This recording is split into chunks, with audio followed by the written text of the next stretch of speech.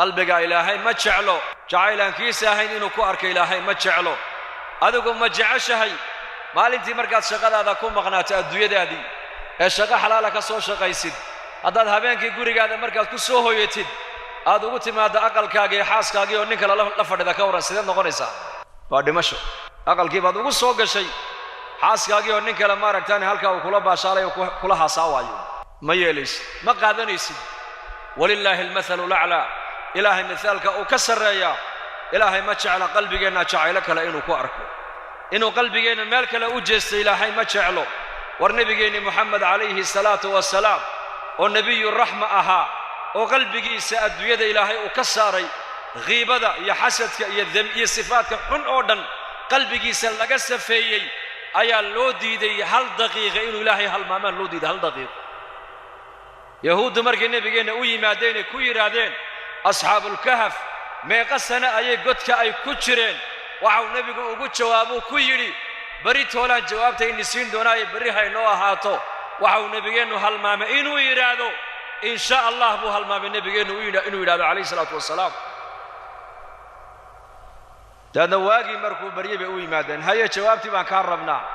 waxyigi ma soo degin oo nabiga jibriil ba waxyiga u keenayay laana shariicadeena islaamka hal mar iyadoo isku duuban oo dhameystiran nabiga looma dhiibine shariicadeena waxay ku soo jagtay 23 sano gudahood ayaa shariicadeena islaamku ay nabigeena dushiisa ku soo degtay alayhi salatu wasalaam dana markaa jibriil ba ka maqnaaday haddana maalintii labaad bay u yimaadeen markaa buri wali jawaabtii ma hayo igu soo noqda 15 maalmood iyo 15 habeen buu nabiga waxyiga uu ka maqnaa baa la yiri oo jibriil uu sanu iman qafka uu nabigu galay waa maxay kaliya wuxuu halmaamay inuu yiraahdo he hadduu alla yiraahdo bari baan iga jawaabi meeqa jeer baan inagu ilaahay halmaamna ka warama maalintii meeqa jeer baan ilaahay caasina meeqa jeer baan waxaan ilaahay jeclayn aan ku dhex jirnaa markaana waxaan doonaynaa nolosha adduunyada noo wanaagsanatana waan doonaynaa marka 15 maalmood kadib baa waxyigu soo degay qaladku nabigu ku dhacay baa laga saxo lagu yiri wala taqulanna li shay'in inni fa'ilun dhalika gada illa an yasha Allah wadhkur rabbaka idha nasita wa qul asa rabbi an yahdiyani li aqrab min hadha rashada ولبثوا في كهفهم 300 سنين وازدادوا 9 markaas jawaabtii yahuud ay ka sugaysay qaladkii marka laga saxeel lagu yiri bari toola waxa baan sameyn doonaa hadhiin baa nabiga lagu dhaha oran illa ina tiraadi haduu alla yiraahdo mooyaane meeqa jeer baan inagu ilaahay halmaamnay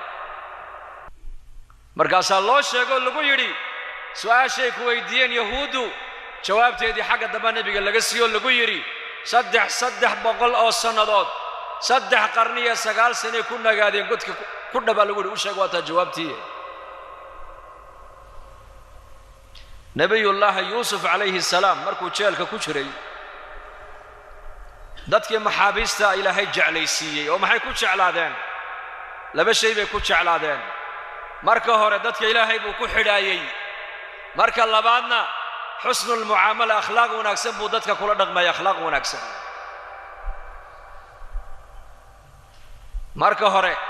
wixii jeelka soo galo oo dhan dacwadu siinayay dacwadu maaha dacwadan masaajida laga bixinayo maaha